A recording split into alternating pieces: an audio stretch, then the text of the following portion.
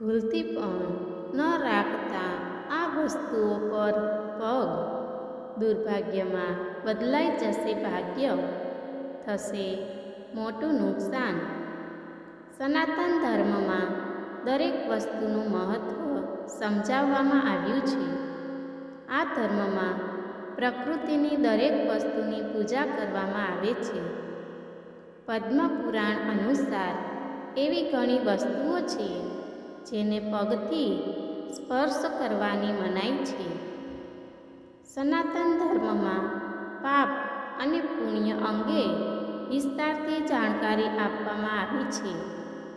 ઘણી બધી એવી વસ્તુઓ અંગે જણાવવામાં આવ્યું છે જેને પગથી ટચ કરી શકાય નહીં. માન્યતા છે કે આવું કરવાથી પાપ લાગે છે. પદ્મ પુરાણમાં આ વાતોનો ઉલ્લેખ મળે છે.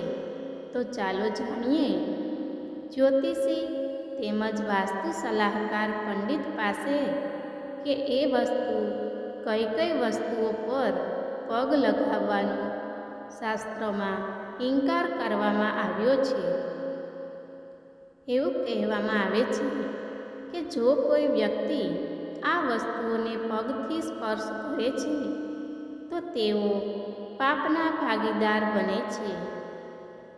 શંખ. પંડિતજીના મતે દરેક કણમાં દેવતાઓનો વાસ છે. આપણે ધરતી પર ચાલીએ છીએ, પરંતુ તેને માતાનો દરજ્જો આપવામાં આવ્યો છે. શંખને ક્યારેય પગથી સ્પર્શવો જોઈએ નહીં. તેમાં દેવી લક્ષ્મીનો વાસ છે. જો તમે આવું કરશો તો તમને ધનહાનિ થઈ શકે છે. ગાય.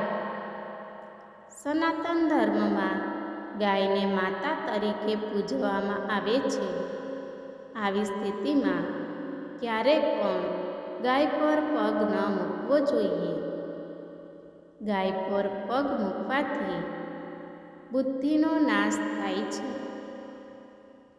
સાવરણી. સાવરણી ક્યારેય પગને સ્પર્શવી જોઈએ નહીં. સાવરણી ગરીબી દૂર કરે છે. તેમાં દેવી લક્ષ્મીનો વાસ છે. પિત્તળના વાસણો. પિત્તળના વાસણો સૂર્યનું પ્રતિનિધિત્વ કરે છે. તેથી આ વાસણો પર ક્યારેય પગ ન મૂકવો જોઈએ. આમ કરવાથી તમારો ચંદ્ર નબળો પડી શકે છે. તુલસીના પાન. સનાતન ધર્મમાં તુલસીના પાનનું વિશેષ મહત્ત્વ છે અને તે પૂજનીય છે. તુલસીના પાનને પગથી ક્યારેય સ્પર્શ ન કરવો જોઈએ.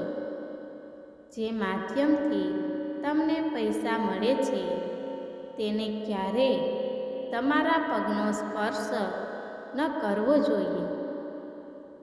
ખાવા પીવાની વસ્તુઓ. ખાદ્ય પદાર્થોને પગ વડે સ્પર્શ ન કરવું જોઈએ. આ સિવાય પૂજા કે હવનની સામગ્રીને ક્યારેય પગથી સ્પર્શવી જોઈએ નહીં. અમારો વિડીયો પસંદ આવે તો લાઈક, શેર, સબસ્ક્રાઈબ કરવાનું ભૂલશો નહીં. ધન્યવાદ મિત્રો.